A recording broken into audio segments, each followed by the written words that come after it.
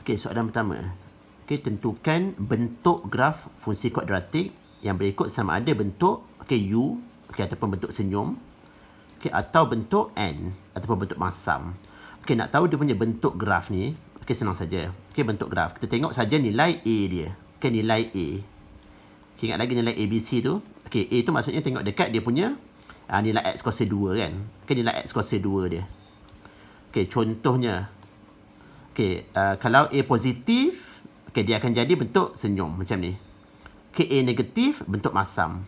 Okey, jadi untuk yang F ni, yang pertama yang soalan A ni, kita punya A kita tak ada kan, tak ada nombor. Okey, maksudnya 1 lah. Okey, jadi A kita 1. Okey, kalau A1 maksudnya apa? Positif kan. Okey, kalau positif bentuk dia bentuk senyum ataupun bentuk U. Okey, jadi yang A ni tulis je U. Okey, lukis je bentuk U. Okey.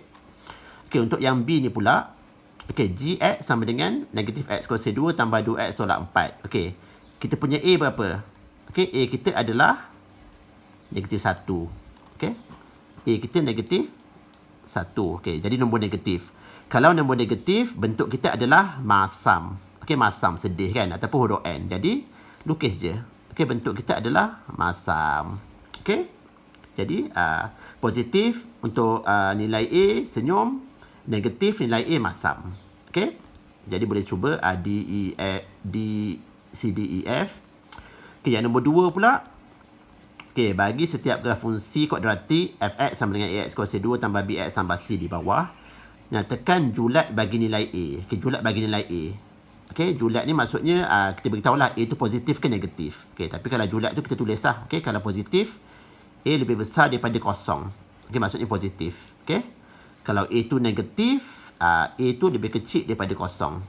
Okey, tu jawapan kita nanti. Okey. Okey, dan nyatakan sama ada graf tersebut mempunyai titik maksimum atau minimum. Okey, kita tengok. Okey, kalau bentuk dia graf macam ni, senyum. Okey, kita tahu. Kalau senyum, A dia apa? Yes. Okey, A dia positif. Ataupun lebih besar daripada kosong. Okey, jadi tulislah. Okey, julat nilai A dia, A lebih besar daripada kosong. Kenapa? Sebab dia positif. Okey, nilai A tu semua positif. Sebab bentuk graf dia macam ni. Okey, bentuk senyum.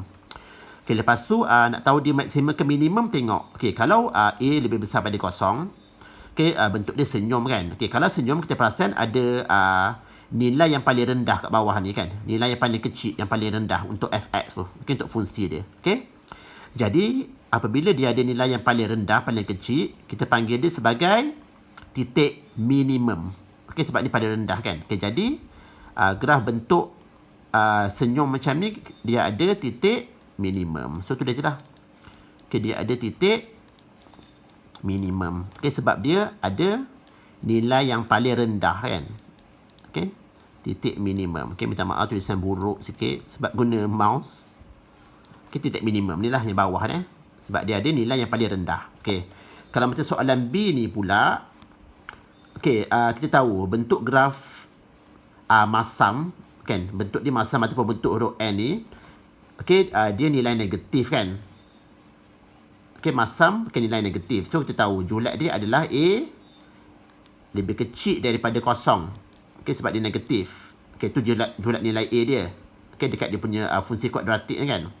Okey, untuk maksimum ke minimum, okey, titik maksimum atau titik minimum, kita tengok.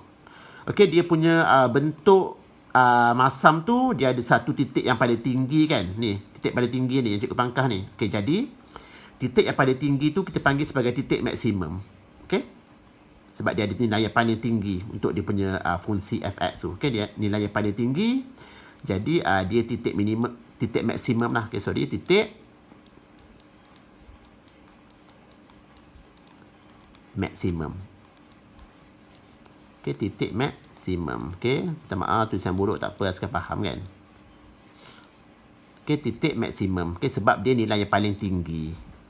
Okey, itu sahaja untuk soalan nombor 2. Okey, CD ni boleh cuba buat. Okey, itu sahaja. Okey, terima kasih.